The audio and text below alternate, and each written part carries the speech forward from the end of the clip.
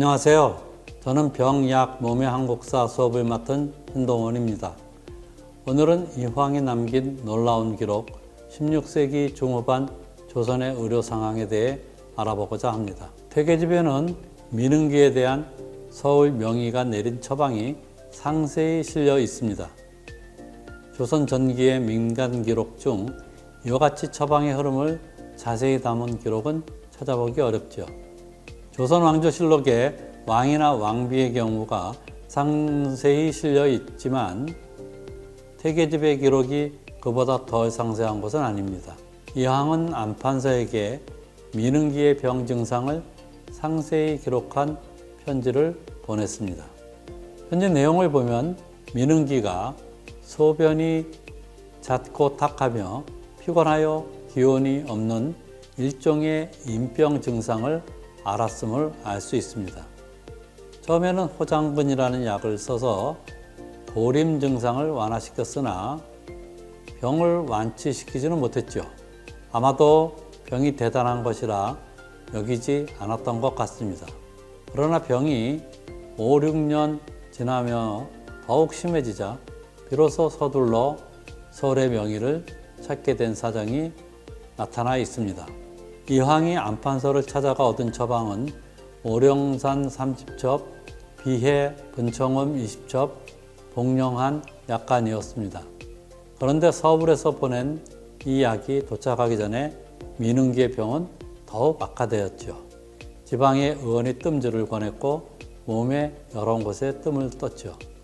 약이 도착한 후 민흥기가 가져온 오령상 30첩을 모두 복용했습니다. 비의 분청음과 복령하는 복용하지 않았습니다. 그런데 뜸을 뜬 후 오령산을 먹으며 새로운 증상이 생겨났습니다. 설사, 소화불량, 기침과 상기, 온몸이 떨리고 땀이 남, 대변 건조, 몸이 야이고 나른함 등이 그것이었습니다. 배꼽이가 빵빵해질 때에는 더러 삼항원, 활석, 산치인 등의 약을 쓰기도 했습니다. 이렇듯 병이 더 심해지자 민시호는 부랴부랴 다시 이황에게 편지를 낸 것입니다.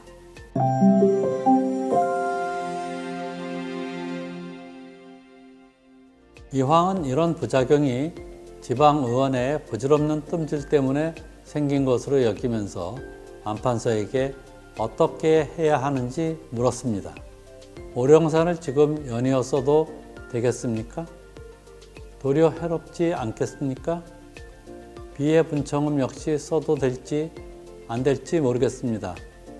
복령화는 어느 처방에서 나온 것입니까? 속된 의원들이 처방은 알지 못하니 우러러 절박한 노릇입니다. 심신을 안정시키고 열을 내리고 소변을 뚫어줄 약을 적어 보내주십시오. 이 글에서 이황은 오령산과 비의 분청음이란 약재의 성격에 대해서는 어느 정도 알고 있는 듯 보입니다. 그렇지만 안판서가 내린 복령한 처방에 대해서는 자신도 잘 모르고 또 주변의 의원도 잘 모르고 있기 때문에 처방의 근거를 묻고 있습니다. 안현은 처방을 낼 때 매우 엄격했습니다. 이황은 자신이 전해 들은 증상을 빽빽히 적어 3차례씩이나 그에게 편지를 냈지만 안현은 처방을 내지 않았습니다. 민시온이 일러준 증상이 너무나도 장황한 데다가 서로 모순되는 부분이 있다고 보았기 때문이었습니다. 안현은 이를 꼼꼼하게 짚으면서 함부로 처방을 내리지 않았던 것입니다. 이전에 내린 처방이 잘 듣지 않아서 더욱 조심스러웠는지도 모릅니다. 이황은 우선 안판서가 내린 오령산과 분청음 처방이 적절한지 아닌지의 여부를 다른 의원들에게 알아보려고 했습니다. 어이 유지번에게 문의를 했으나 그가 위장으로 숙직에 들어갔기 때문에 더 자세히 묻지 못하였습니다. 다른 의원에게 물었으나 모두 답변을 하지 않았습니다. 의학교수 조성 또한 이 두 처방이 어디서 나온 것인지 알지 못했습니다. 뜸 뜨는 것에 대해서도 유주본, 조성은 모두 답을 주지 않았으나 일반 의관은 뜸질은 결단코 안 된다라고 말했습니다. 이 대목을 보면 다른 의원, 특히 안판서 같은 인물의 판단에 대해 모든 의원들이 매우 조심스러워했음을 알 수 있지요.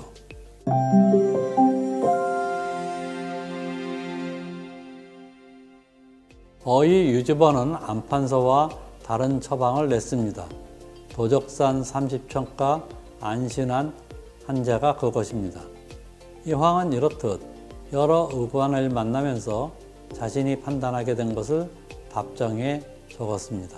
혼자서 생각도 하여보고 일반 의원들에게 물어도 보았지만 도적산으로 열을 다스려서 열이 낮아진 즉 분청음을 쓰는 것이 꼭 좋을 것이라 합니다. 오령산의 경우는 너무 많이 써서는 안 될 듯 합니다. 이것을 너무 많이 쓰게 되면 설사로 탈수가 너무 심해져서 사람이 마르지 않을까 싶습니다. 의관들은 결단코 뜸질은 안 된다고 합니다. 전번에 이미 잘못되었는데 이제 어찌 또 재차 잘못을 범할 수 있겠습니까? 이황은 뜸질이 잘못된 처방이며 안판서가 내린 처방 중 오령산이 설사로 인한 탈수의 부작용을 일으킨다고 보아서 많이 쓰면 안 된다고 생각했습니다. 도적산으로 열을 다스린 후 분청음을 쓰는 게 좋다고 권했습니다. 안신한 또한 타당하다고 생각해서 약을 짓도록 했습니다. 안판서가 처방을 머뭇거리자 이황은 어이 유주본에게 처방을 의뢰했습니다. 그는 이 병이 생긴 이유를 체질이 너무 허약하여 신장의 기운인 신기가 약해지면서 소화가 조화를 이루지 못한 증상인데 거기다가 뜸질을 가함으로 그때 화덕이 응어리져서 이 지경에 이른 것이라 파악하면서 승양산화탕을 복용하여 화기를 제거하고 나서야 고칠 수 있다 라고 했습니다. 동의보감에 따르면 이 승양산화탕은 금원사대 중 한 명인 이고의 처방입니다. 이고는 몸의 비위의 기운이 약해 병이 생기기 때문에 그것을 보여주는 방식의 치료를 강조했습니다. 보약을 제시하는 방식이죠. 유주본은 미능기병 치료의 잘못을 언급하면서 사망원 등의 냉한 약만으로 치료하다가는 화기가 도리어 거세지고 되지 않고 또 애당초 신기를 보하고 수기를 유도해 빼낸다는 보신도수의 약만으로 완만히 치료했었어야 옳았다는 견해를 제시했습니다. 유주본의 약이 효과가 있다는 정갈이 오자 그는 화기를 흩은 뒤에 보양하는 약인 쌍화탕과 보음한이라는 약 처방까지 아울러 제시했습니다. 조성에게 이 두 처방, 즉 쌍화탕과 보음한에 대해 물은 것을 보면 유주본이 내린 처방인 것 같습니다. 조성은 반드시 이 두 처방을 같이 써야 효험이 있다고 했습니다. 대체로 이런 증세는 원기가 허선하고 또 화울이 달아서 생기는 것인데 쌍화탕으로 원기를 포하고 보령택사 목통을 더해 물기를 통하게 하여 음기를 보하면 크게 수그러들 것이라 했습니다. 아울러 이황은 자신이 들은 몸을 보하는 처방으로 득효방이나 직지방에 나오는 이황원 처방을 한번 시험해 보라고 권하고 있습니다.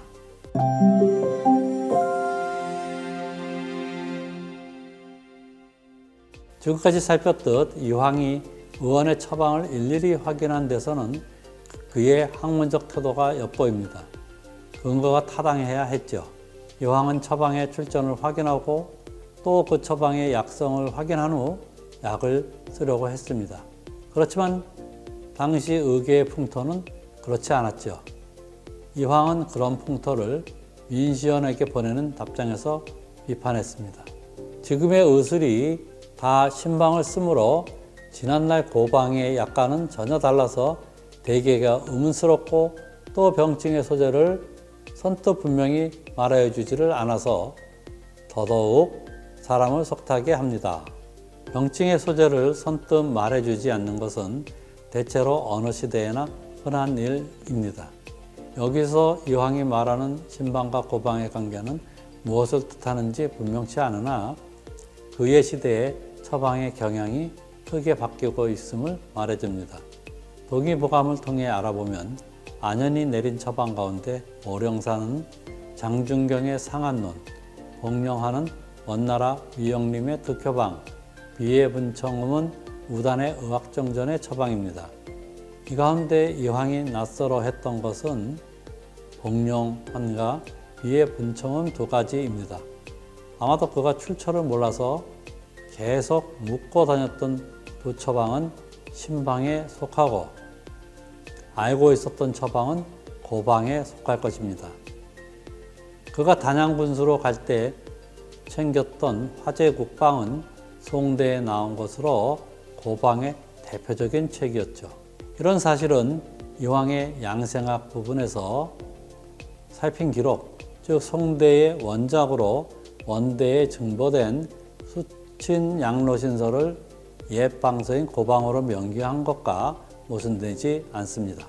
중국 의학사를 볼 때 흔히 공격을 중시하는 송대까지의 의학을 고방, 금원대 이후 비위 기능의 보강을 중시하는 이고와 몸의 음기원의 보양을 중시하는 주진형의 의학을 신방으로 보는 전통이 있습니다.